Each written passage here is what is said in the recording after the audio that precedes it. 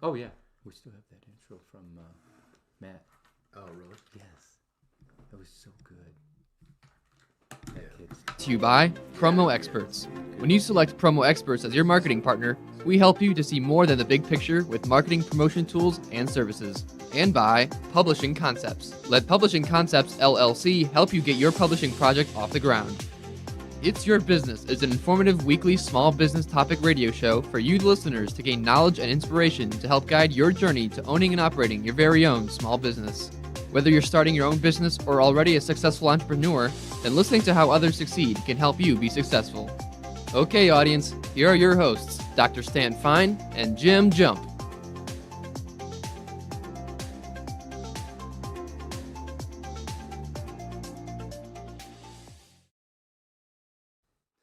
Good morning and welcome to It's Your Business radio show. We come to you every Saturday, and we now have been broadcasting our show for what is a little over a year. So my co-host Dr. Stan Fine, is not with us today. A little under the weather, and this time of year, I think any of us could be under the weather, so that's just part of that deal. But Stan was already a guest, did a show where he brought on guests that were somewhat similar to what we now brought together under our new show. And through that process, I think we've created a real strong audience of listeners that want to know more about small business. And so that is the nature of the show. We can be heard on My Genre Network, which is put out to 100 cities now through that network, and so we know we have listeners from Boston to LA to Chicago to Detroit, and here in St. Louis we're now I think somewhere around 150,000 listeners weekly on our show, which I think says a lot about what we're delivering, and so happy that we can continue to bring you weekly information about small business. That's kind of the goal of this show, and I think we'll do that very well today. In fact, I know that because we have with us Joe Clote. He's the owner of Publishing Concepts here in St. Louis. I'll give you a little bit about what Publishing Concepts is by explaining a little bit about what they do with print and digital book magazine publishing. They do web and mobile app development while providing turnkey marketing services. Now, I know that's a lot, and there's a lot that goes into that, but we'll hopefully explain some of that during today's show. Joe's developed and executed marketing plans in the insurance, art, and tourism business industries, and so there's a lot of good examples of how that works. He has produced trade shows throughout the United States and continues to work with businesses of all sizes and types to help grow their sales and more customer reach. And I think that's really one of the stated goals anytime you're working with small business. Clote is an enrolled member of the Osage Nation in Pawhuska, Oklahoma, and serves as president of the Board of Trustees for the Haskell Foundation, which supports Haskell Indian Nations University in Lawrence, Kansas. Kind of cool there. He's also a board member of the St. Louis Area Hotel Association and other regional boards. A lot there that we could kind of expand on. Maybe we'll get a chance to talk a little bit about that. But really, today's show is more about the publishing side. So, welcome, Joe. Great to be with you, Jim. And Stan, if you're listening, get well soon. That's right. That's right. Well, he'll be right back. We That's know right. that. This Stan is that guy. He just loves this. He knows this, and anybody that knows Stan knows that. Yeah, and, it's hard to keep him away. Oh from it. my gosh, I know it. When he said, "Yeah, I'm a little on the weather this morning," I thought, "Well, that ain't gonna last long." No. But yeah, so I get to do today's show with my guest Joe Clote, and we'll make it work. So our topic again is the publishing. There is a lot of components to publishing. I think people over time get to know a little bit more about what that term is, but there's so many things that go into the decision making about publishing, and I think we'll touch on that. So as we get into it, first question I'll ask is every book idea worth writing about? And you've done this for a while. How many years now, Joe? Going on 30. 30 years, Yeah. my gosh. And I guess, and I asked the question, but I'm going to kind of add to it, is what was it like 30 years ago with where people were at with publishing, Yeah. and go 30 years to now and what it's like. So let's talk about that for a minute. Sure. I think that would be interesting. I think like so many businesses, it would be the technology was Right. probably the single biggest change, and how you Yes. adapt to it, how you include it in your business, no matter what that business is. And it doesn't mean it's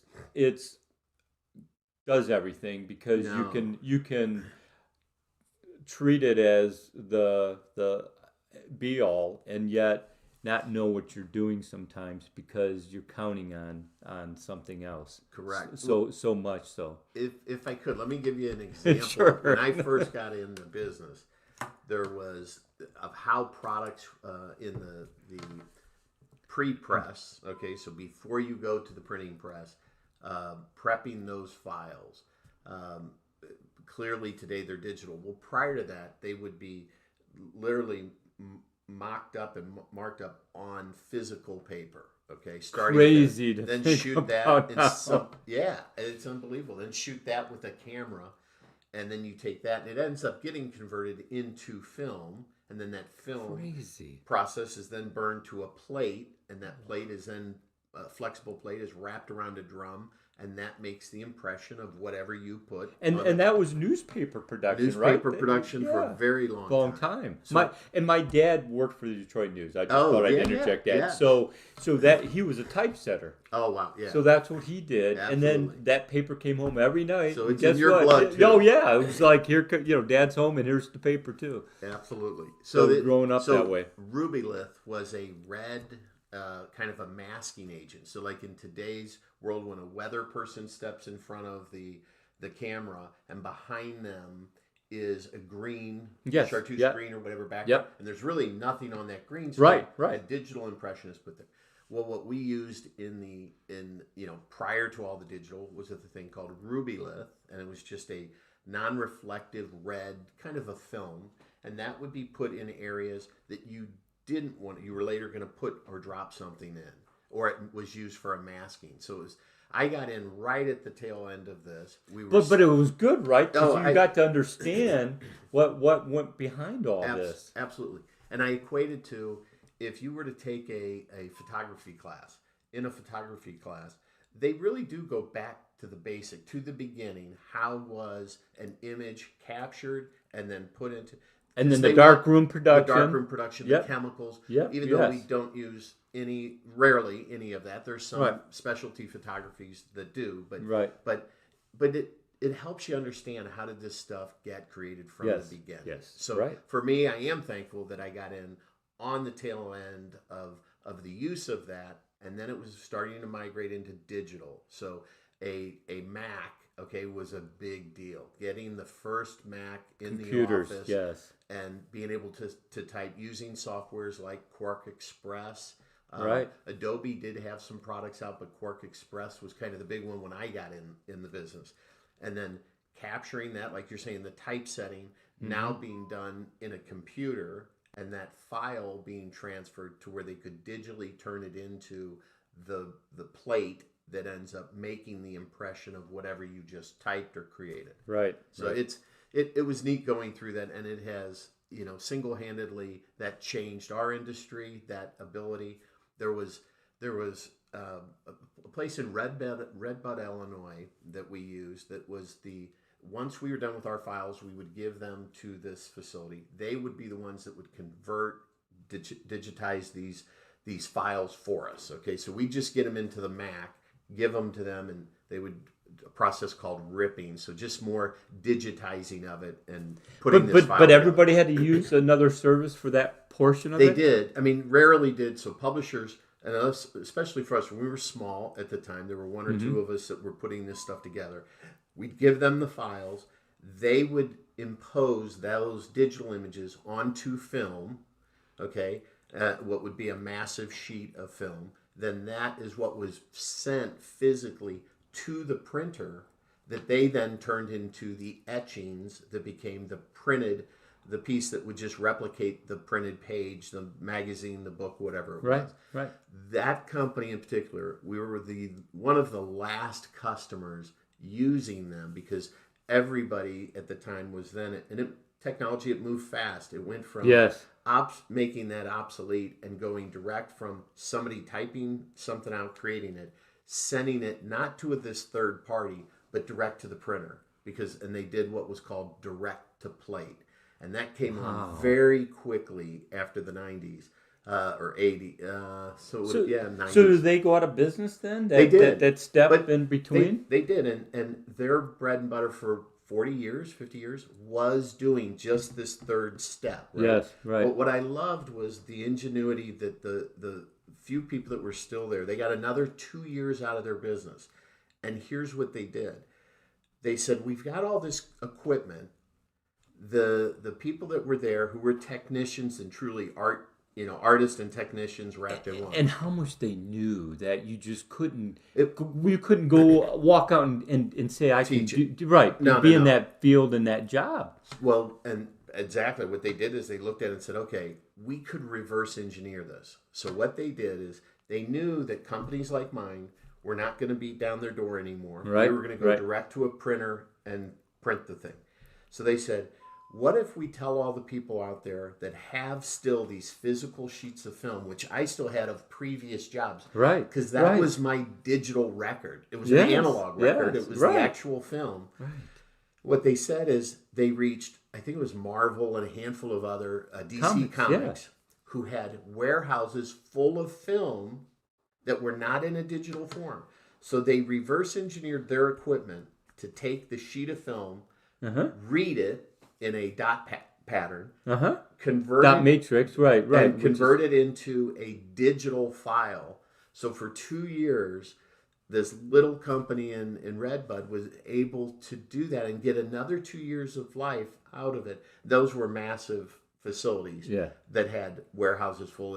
I think one contract took a full year, still employing all the people there, and the other one, their comics company took another. And there were a handful of others, but they were trying to hit who really have these digital assets or these analog assets that they need to convert to digital. Comics made sense because all of that would have had to have been redone, recreated, but at least they had now a starting point in a digital form that they could then use it as kind of a template. And isn't that our entrepreneur message this morning? It is. About how when, again, faced with what you're doing doesn't really have a place or doesn't do the same thing that it once did, that you have to say, how else can we utilize this special skill that we have and still make it work in some form or fashion? It did, and it also gave them time in that extra 2 years to prepare the people that were going to lose jobs. Yep.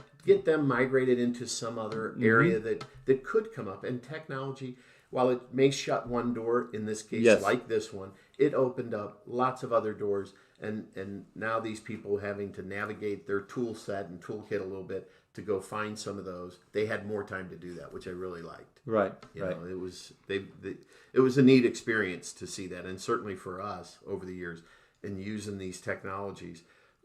It posed, for us being a small company, hiring people now that knew how to work this Mac and work this equipment and these softwares that were coming at you left and right. And that's a whole different way of them getting you to the end result, but under a new way, computer system that everybody was really new to. Yeah. So nobody was really ahead of the game too much in the kind of the introduction phase of that. But we could do show after show about how technology has really turned a lot of things upside down. Right. And then how do you, after you are upside down on your head, how do you get back on your feet? How do you right it? Yeah. Get back on your feet and go, okay, now that I had all this to kind of think about, what can I now do to still be in business? Yeah. And that's really many are faced with that all the time. So it's not just one time or place, but it continues It's a to constant. happen. Yeah, it's a constant part of business.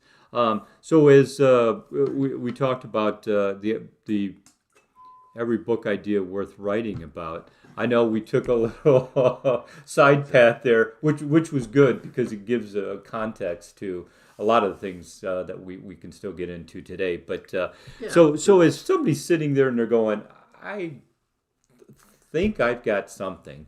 How do you kind of put that in some context? Sure. So I think if they look at it from maybe just primarily two paths, one of them is if it's something they want to do. I was talking to somebody earlier today talking about my dad and him serving in World War II, and I've yet to put all of his poems that he wrote back then, put them together. How cool! So for me personally, that? I want to do it. I don't know the commercial appeal to it, but for a personal appeal to it, that's there. And I think a lot of people out there do have books and ideas that they want to bring to life. But it may be a small audience, a family and friends. That's the key word is audience. How many people would be interested? So I say, in that respect, there isn't a bad idea, right? If it's something that means something to you, then do it. The other path is commercial viability. You have to say, is that book of antique buttons, right? is that going to be a blockbuster? And it might be. It might be. There might be some really cool buttons out there. Right. But I think choosing which of those paths you want to go down will help you with a more successful finished product and business plan to it. Right. To understand that one, friends and family, you're doing it for personal reasons. That there are no bad ideas. Right.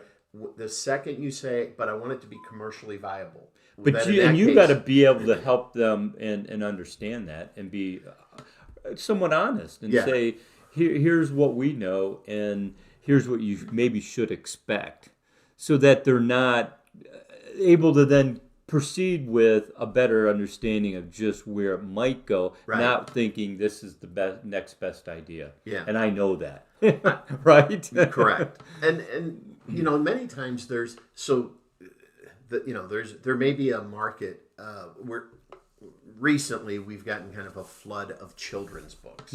Okay, so you could say, is that a good market? Well, yeah, it's always a good market. Are there a lot of books out there, millions of titles for children books, and how many are on a specific topic?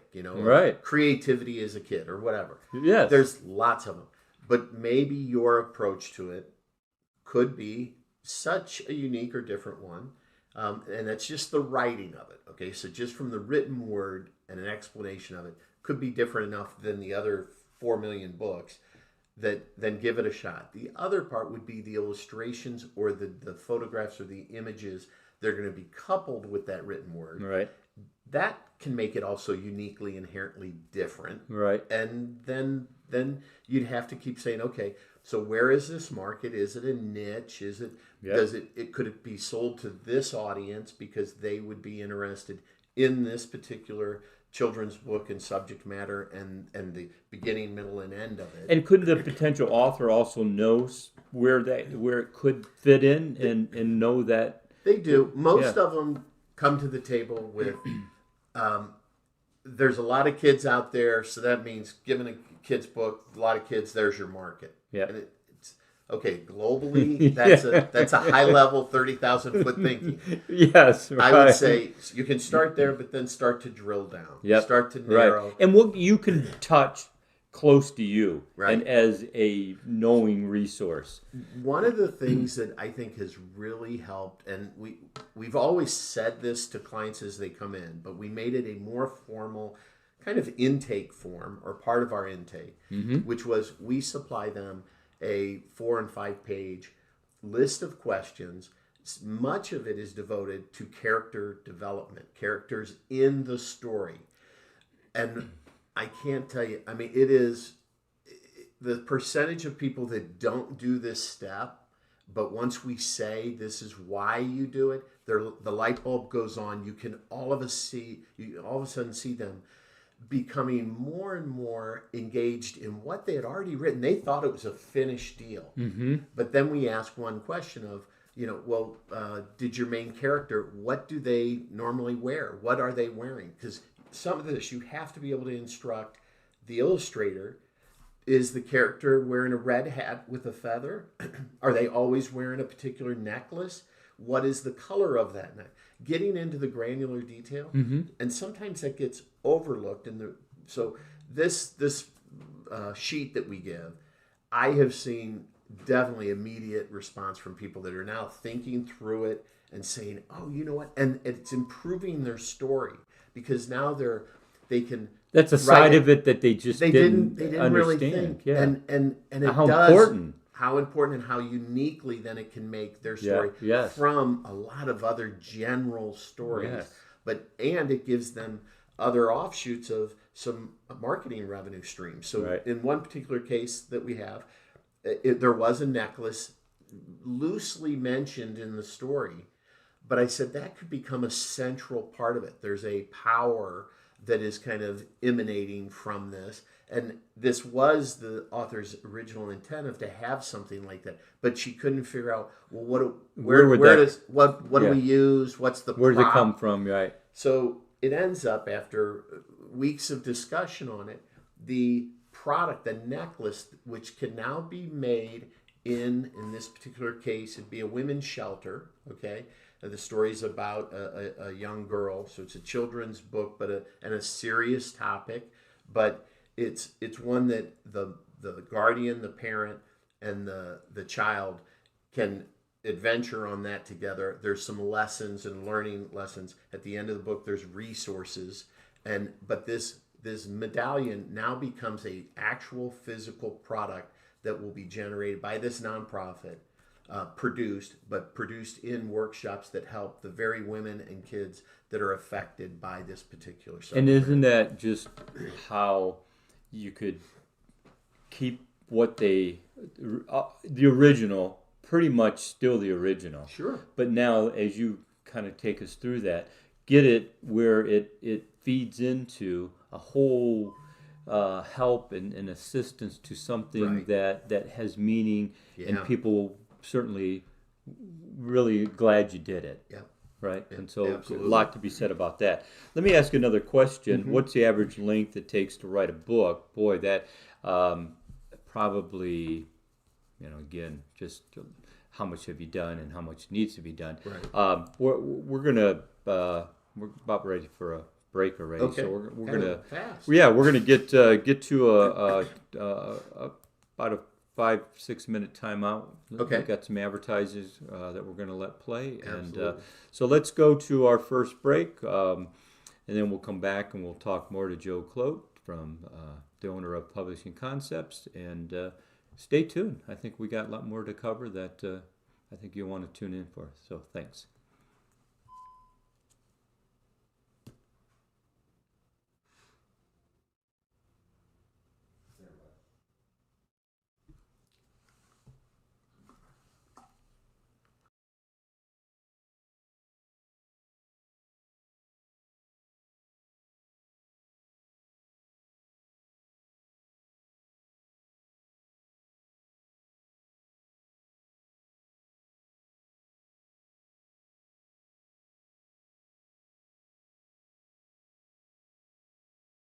Commercial Energy Consultants is a 10-year-old national company focusing on middle to large commercial accounts. CEC offers these companies services by lowering their electric and natural gas rates. CEC does not charge for this service and has over 10,000 happy clients with almost 2 billion kWh/therm under contract. What makes CEC different is their reverse auction. Commercial Energy Consultants offers a way to have available suppliers in 17 states bid openly for your energy business. Our mission is clear: bring our clients the low bid for their energy consumption. In fact, because our competitive auction does renew an energy contract without talking to us, why pay more for the exact same power? For more information, go to www.trycec.com or call 877-212-1400. That's www.trycec.com or call 877-212-1400. Have you ever heard that skincare is holistic?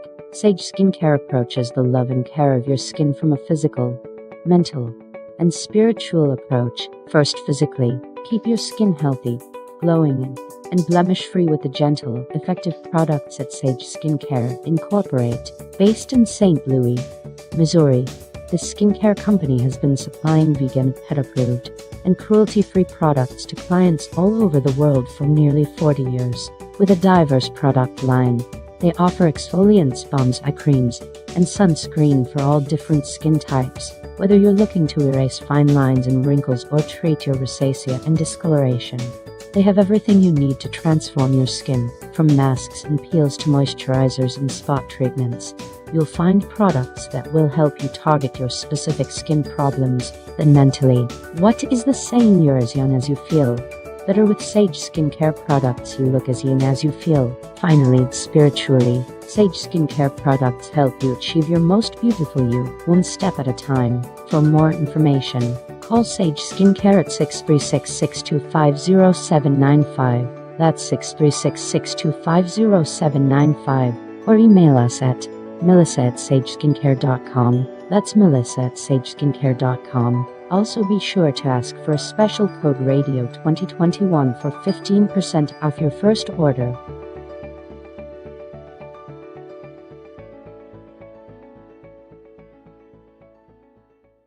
Do you know anyone that has dreams and could use a community of support, or someone who just loves to help others with their dreams?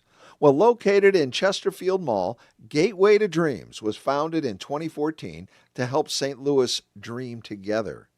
If you're looking to open a business, grow a business, or write a book, or looking for like-minded, positive people to connect with, then Gateway to Dreams is for you. Check out their programs like Jog of Goals, a life-changing way to dream, set goals, and take action. Connecting and Promoting Women, a monthly program with speakers and connections. Your Collaborate Board, a mastermind of women entrepreneurs working on your business right now. An interactive workshop where you literally work on your business. Their mission is to inspire action and give voice and clarity to the dreams of individuals, creating a ripple effect that positively impacts the social and economic well-being of our community. For more information or to attend one of their events, give them a call at 314-503-6376. That's 314-503-6376. Or check out their website at www.gatewaytodreams.org.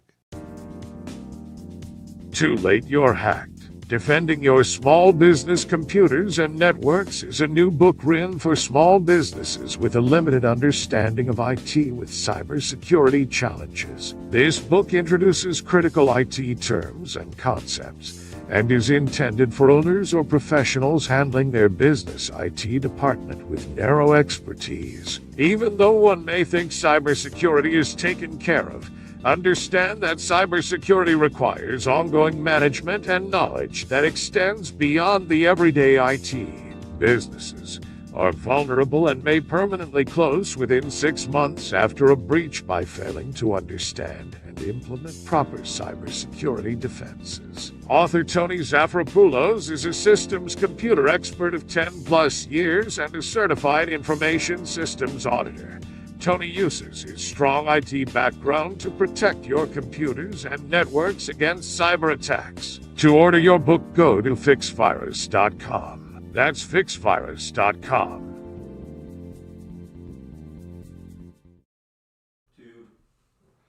Welcome back to It's Your Business Talk Show, and we are covering today's subject with Joe Clote of Publishing Concepts on what goes into thoughts and ideas about book ideas, and then how do I move through that process. And I think we've been able to kind of give a good big picture of that as we've done so in the first half of the show. Second half, we're going to get into, as my first question, what would be the average length it takes to write a book? And I think people would like to know a little bit about what you know on that one. And what I mean by that is, because personally, you may have done something and it could be something you thought about 10 years ago. and maybe you thought that's how it works. Maybe it is, maybe it isn't. Right, So right. so you've had all those discussions and experiences. So length it takes to write a book So I guess is our question. yeah, length of time. So if the idea is there, fully realized in your head, and you're putting it down on paper for as long as you to get it typed out, right? And that would be the best. I have some people that will only put it in writing. Okay, they literally fill legal pads, yellow pads of handwritten manuscripts. But the length time it takes you to get it from your head onto the paper or computer, again, depending on your editing ability. So let's just take all, an 80,000 word manuscript. I've seen clients do that in 3 months. I've seen some do it in 3 years. Then the process of getting that manuscript to a publisher that can then further edit, clean up. If there's no images or illustrations needed, another 2 months of production time, editing production time, and you'd have a book. So when you say 5 months, 80,000 words, how lengthy is that? So of a 6x9 book, for example, it would be not quite a half-inch thick with a normal 12-point font on it.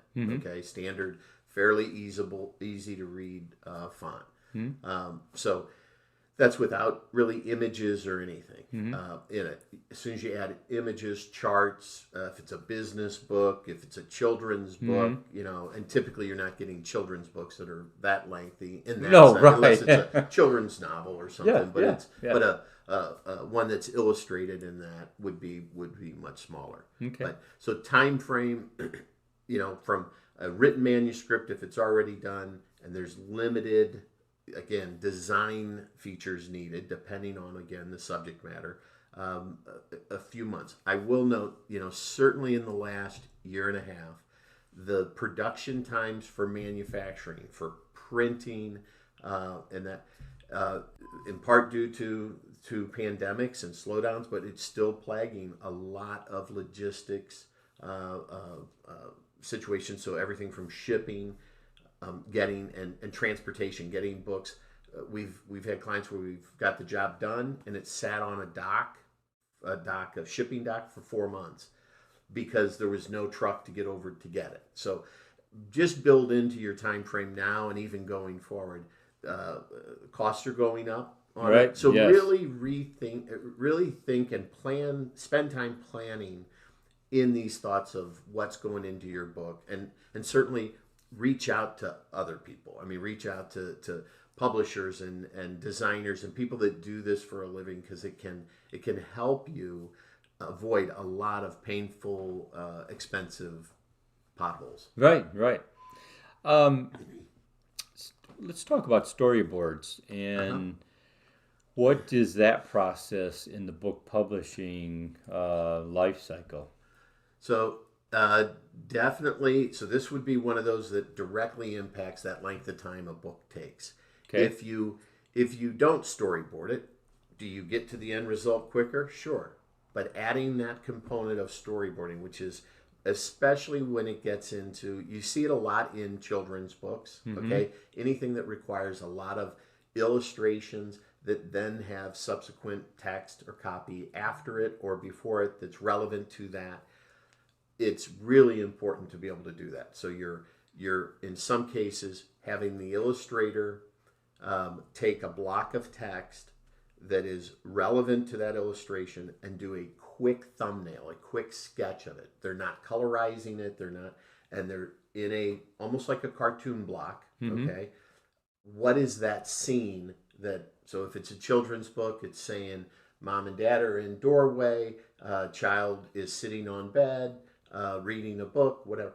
That is sketched out real quick. And then that text is with it. And you try and do the whole book in that way. What you find is you then find holes in your story. And you realize, wow, wait a minute, yeah. we never said, that when Billy was holding the book, which book was supposed to be held in that earlier part of the story. So it makes sense at the end. So you catch you catch mistakes. Yes. That's really the whole point of storyboarding. Lay it out. It's less expensive. I have honestly seen people that have done the finished artwork, everything, then tried to go back and do storyboarding. And it's, yes, it caught it, but they also now have to redo complete illustrations or charts or information. So really get your story spelled out as much as possible beforehand. Right. And in that process too, what I think possibly happens is in just like writers in general, you know it all, and it's all in your head. And the real work is, right, getting it out of there, and getting it so it's where it needs to be, right. And it's what you want it to be. Correct. All the above. It really is the process. And that gets labeled writer's block sometimes. Mm-hmm. Really? It's up here, but they can't get it out, and it's trying to connect. And that's why I say, with some writers, it's easier for them, and they're more the spontaneity of it. They'll have the yellow pad, all over their house. So when an idea comes, they jot it down. Mm-hmm. I'm that way too. And it prevents the writer block. You're able to get it out of your head and on because paper. You may never get it. You might think about it somewhat again, but not in the way that you probably really wanted it to be. Because that first time it hits you, usually it's solid. Right. Yes, it's solid. Right. It's a solid idea, and you can lose it. And I'm like, I do need to write it down. You got a great memory. God bless you. That's right. But I've got to write it down. I absolutely have to write it down. So the delivery of books and those types of products, people can get things, whether it's electronic or soft or hardbound. So as you're now coming into the scene and you're wanting to know this, what works now, what works better, or what do you think would be the better delivery? So we'll ask that question about hardbound, softbound, and ebooks. Okay. So in some cases, subject matter, again, will fit perfectly in all three of those platforms, if you will. Okay. Other times, a certain subject matter may not sound great as a podcast or an audio file. Yeah. So you really have to. It helps while you're creating your book, your manuscript, your body of work. What will be the platform you really want to push it on? If it's all three, then there's maybe some things you'll dial back, because it won't be as well. So, for example, a chart, chemical chart, right? If you're doing a business book and it's and referring to things, those are really hard to do as an audio file, right? You're going to be reading all the chemical names. So it may not fit really well for that, but it would in other formats, in a printed or an ebook. Right. So that would be one, is understand the subject matter and how it would apply. Assume it applies for all three, and you're able to move into those. Some say, well, should I do the ebook because it's cheaper, right? I don't have to print it. Good question. Great question. And the answer is you can, and yes, it is cheaper in the sense of you're not going to put it on paper yet and bind it, okay?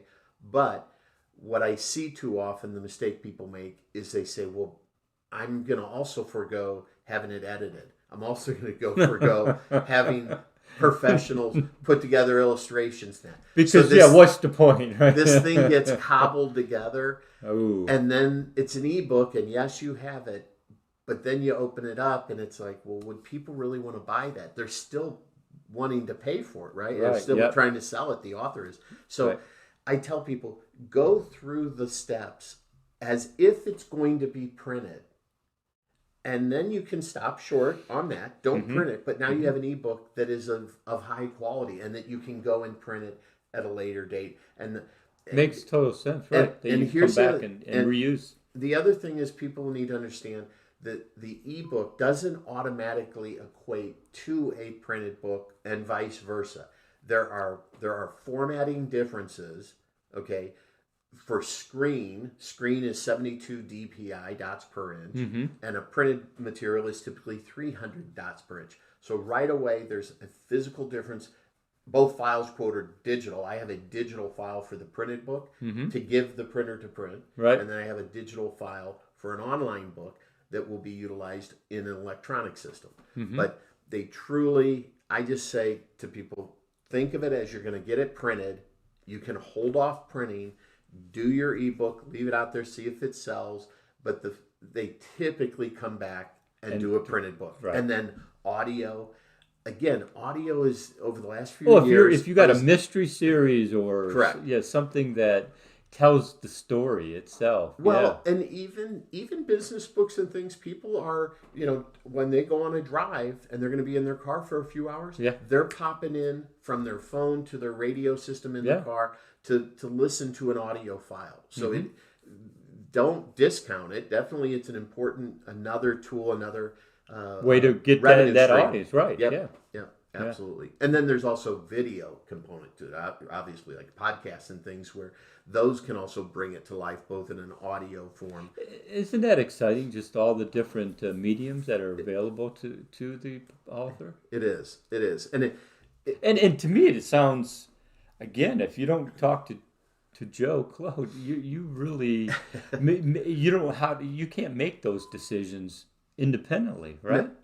I think it's gotten more challenging. My dad was in advertising and marketing as well. Okay. And when he was in the field, it was, you had billboards, you had trade shows, you had printed magazines, you had those, right? The internet, there wasn't such a thing. Right. So personally, I believe, now if he were sitting at the table, he might argue with me and say, no, it was hard when I was in the business. But I think it's harder today because you have so many choices. Yes. To me, if I only have 5, 10 really good media outlets to send, or mediums like billboards and now it's a plethora. Yes, so you have all those traditional ones still exist. Yes. But all the newer ones and all the platforms. Yep. So, Dad, I know you're listening. I think it's harder. God love you. Listen to me. Right. I'm telling you, because I'm doing it right now. Let's talk about copywriting, because I think the term itself kind of explains it. But as you now are going to be the owner of this, what is that all entitled? Right. So a lot of misconceptions are, I'm going to write down the ideas, I'm going to put it in an envelope, I'm going to mail it to myself through the U.S. mail, and I've had some clients tell me, and they not open it, right? They just leave it, and that's their proof. Or others that say that's interesting. Yes. Oh, that's like a old folklore that's bantered around the internet. If you do that, right, you're then you're good. Yeah, you it's yours. I'm sorry to say that's not true. How many people right now are going? Yeah. Sorry to let you know. Yes, I would suggest this. Certainly you can do that, and all it proved was it went through the U.S. mail system, but that doesn't help in the sense of a true copyright. And you hear these big cases about people that had ideas that they say it was taken, and now somebody is out in a big, format that reaches many people, and it's really out there, and they're saying, hey, wait a minute, that was my idea. Yep. And the confusion comes in part of, okay, so if I coin a phrase or come up with something and I write it down, when it leaves my head, it's original content, and I put it here, there is a copyright. It is my work. It's my original work, okay? But protection under the law is very different. So there's 3 things you need. One, you need the original content, okay, whether it's a song you've written, the sheet music, the book, whatever. Okay, you have that. You have a method of payment, okay, and you have the application completed properly. A number of years, not too many years ago, you could do it both in digital, meaning online, fulfill it, and you could do the form and send it in physically. They've all but pulled away from the sending it in physically. It almost all is now digital, online. So you still have to make the payment, fill out the form, meaning the U.S. copyright form, and it has to be completed and accurate. Some people, if you skip stuff, you don't put it in a certain year or whatever, it's not complete. It gets rejected. So Once an application is properly filled out, the money, and you submit the body of work, those three things are what you need. Once the U.S. Copyright Office gets that in D.C., they'll say, we've received all three, we accept all three, and now it will be 8 months, could be a year and a half, depending on how the backlog is, that you will hear from us. But under the law, technically, from that moment that they say we've received all three things and agree, you have a U.S. copyright. So if Jim infringes my work, I have now grounds of a lawsuit against you for that, and it's $150,000 per incident. So if you took my idea and printed 5 things, it potentially is that. So there's a lot of damages that can be done. Right. Just be good people and don't do it. But honestly, in 20 years of doing this, right. I've had one case about a year and a half, they did it. And I was shocked to see how blatant the copyright infringement was, and particularly by the particular people involved. It was shocking, but it does happen. Protect yourself. Yes, you can mail it around if you want, but I would say but there it's is inexpensive to do you just got to do it. And we can help people with it, or if they do those 3 things, have those three things ready, submit it, you're good. Yeah, and it does get a little, once it goes into maybe a legal kind of determination, can it get a little weird in terms of what I thought I was trying to do isn't the same thing? You know what I mean by the question. So that's where you've got to get it down and get it down right. Yeah, I do pretty quickly. These topics come up on legality and that when people are bringing in their manuscripts and showing us illustrations, right? And they want to use this illustration for this and that. Then I'll ask, well, where did you get these? Did you draw them? No, I didn't draw them. Okay, who drew them? Because right now we're getting into the weeds, but depending on who drew them, did they give you rights to use them? A lot of times people will say, oh no, my friend, my cousin, my sister, my brother. I said, it doesn't matter who the relation is. I would take the path of have them, if they're wanting you to use it, free, and a lot of times people will say that, but they really haven't had that discussion with the other person. So get it cleared up. Who owns it? Now, they're not loaning it to you. They're not, somebody has to own it. So if it was drawn by this other person, you can do what's called a work for hire. And as the author, I can say, you took my copy, you read it, and you drew this picture that went with it, but that's your written picture. So I'm going to buy it for $1, let's say.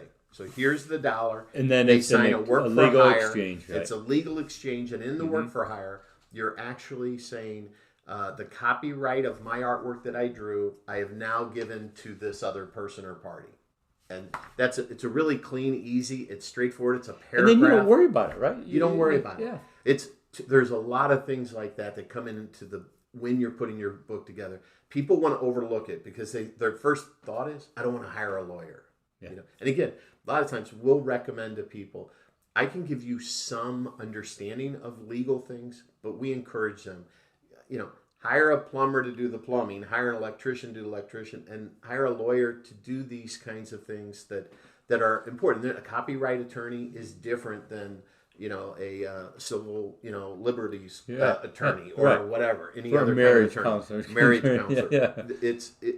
Go with somebody that can, and we have recommendations of people we've worked with that advise us, but certainly if it really gets into stuff like that and you're unsure of it, don't just go online and look it up. You really need to talk to an attorney that does this to make sure you're free and clear. Yes. I'll use those words. Yep. So we're kind of on the same subject when we get into plagiarizing. Yeah. So I've been at Lindenwood University 20 years, and I've read students' papers, and now we have gotten sophisticated with that. It's called Turnitin. Yeah. And so it looks at, and it can give you a percentage of how much is original and how much is not. Yeah. And then if it's not your work, did you credit it? Correct. Did you say, yes, this is by so and so. Correct. And then you go on to the next thing. So plagiarism is a big deal. It is. I've had students been asked to leave Lindenwood because they just couldn't quite get over that. Yeah. And so plagiarism in what we do today it matters. Yeah, it really is, and I'm glad you brought that one up. It's one that it's unfortunate when people do that. If they're doing it maliciously and with intent, it's a different animal. I have seen people that they're unsure of how much they can use, and I've had people tell me, "Well, I can use that if I only use 10% of it." I said, "Well, where did you hear that?" I read that on the internet. I'm like, "Oh my gosh!" Yeah, the internet. I mean, it's the bane of all existence, and yes, we all use it. Well, you can find something to fit what you're doing all day long, can't you? I mean, you really can. I would tell people if it's not original content coming from you and you're putting it down and you're using sources, at minimum, you recognize and credit the source as you would in a high school English comp class or university. Yes. It's pretty basic how we do that. And there's actually even a format, a way of what information you use to cite a piece of work, correct? Your works cited, which follows your work. Correct. Yep. So that's minimum. But there's some people that put the whole book is all other people's cited work, okay? And you can do that. It's a lot of work. To do it properly, you think, well, I don't have to write anything. I can just go grab all these pieces and cite it.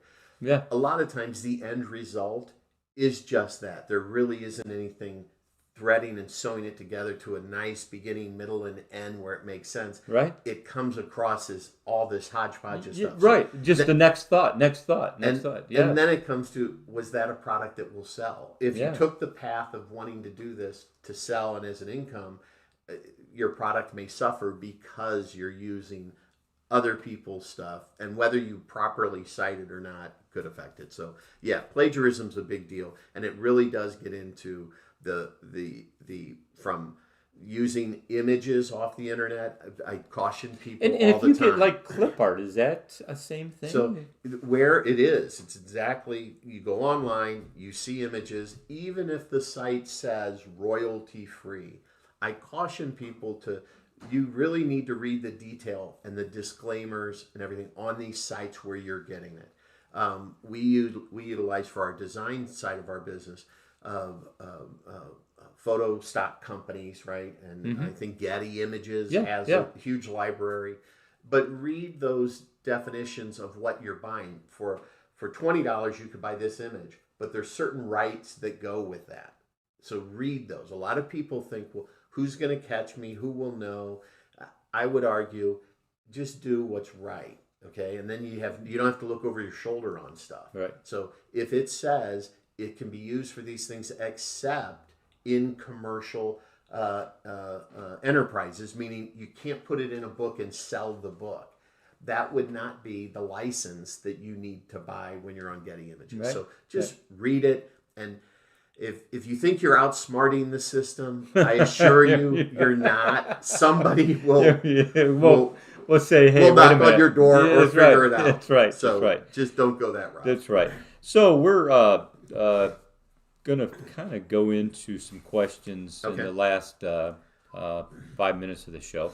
And I think this will help our entrepreneur audience, because we know that's our audience. And so I'm going to ask about the business side. Why did you start the business? Some of the challenges of starting the business.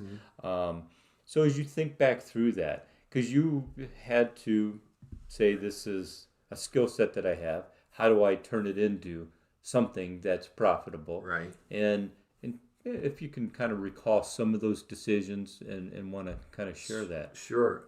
So I don't know that I ever really talked about if I go to the beginning of how I first got into publishing. So I was hired by a company to sell advertising into publications, travel publications in particular.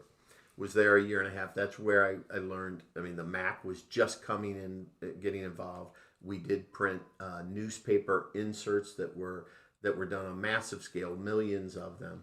but I was hired as a salesperson. Okay, I had a marketing degree and with a business writing certificate from a University of Missouri, St. Louis, and I took that, got hired on into ad sales, and from there was there a year and 7 months, was terminated from that position, and found myself at a restaurant with a napkin in front of me. And myself and a business this is partner, how it really could be for somebody, right? We truly wrote down a few things of what are we going to do. We're now out of a job. Yeah. It started with one client that liked us, knew us, and thought we could help them with something. We did it. My first desk was 2 sawhorses with 2x4s. And the phone lines coming out of the ceiling. Yeah, that's how it started. Yes, right. Yeah. And so in that, you knew enough, right? I did. Wouldn't you say? I mean, that there's more business out there. Absolutely. And so you're gonna now use what you know and start to attract customers. At the time, we bought a $2,400 laser printer. Laser printer was all the rage. It was brand. Nobody had them, and we were going to put down every nickel we had in soda bottle money. No kidding. And we bought that, and that helped us get our first client in the state of Illinois, and that launched it. You remember who the client was? It was this Illinois Department of Tourism. Really? And we did a map for the Department of Secretary for Transportation. And let me tell you, we were shooting for the moon. We thought there's no chance we're going to get this. But we dressed it up, we made it look nice, and we could deliver on it. We knew that we could deliver. It was a product they had never done before, and we were customizing the state. So the glove box that keeps your maps, we were going to, with digital coming on, those were going away. But we figured a way to couple the digital side with the printed analog map and still make it work. And we did that program for 4 years. Wow. That's really what helped launch us. And it was when you think back to that, taking that chance. I mean, there's a huge risk. Yeah, there's a huge risk in all that. Yep. You're now putting down what you have is to buy the digital laser, right? Right. Oh, it was everything. It was everything, and we needed that piece of equipment. Yeah, and it all paid off, and here you are. And those same machines sell for like $300. So I think the printer cartridge is more expensive than the actual printer today. So, a couple minutes left. Sure. What's the challenge side of it? I mean, everybody knows there's challenges coming. Just a few things you can think of. Sure. And for us in those early days, it was financing. Okay, so banking, huge. Any relationship you have with solid streams of money, before you get into this stuff, having good credit helps. Yeah. I did. My business partner did. So that helped. That took one area of problem solving. We didn't need a lot to start, but we needed some. And I think having a game plan, we wrote a business plan. So that is what everyone is told really gives you something you can use, not just at that phase. No, it's an ongoing, living, breathing document. And probably the biggest challenge was personnel, outside sources, and getting reliable help. Those early days were when you really didn't have tough. it we didn't have it in-house. It was just us, but we depend on expertise of a graphic designer or whomever. We're going to wrap up today's show. How can the audience get a hold of Joe? Sure. PublishingConceptsLLC.com. And our phone number is 314-781-8880. Thank you, Joe, from Publishing Concepts. Thanks for tuning in to another edition of It's Your Business, and we'll look forward to seeing you again next Saturday. Thanks so much. Thank you, Jim.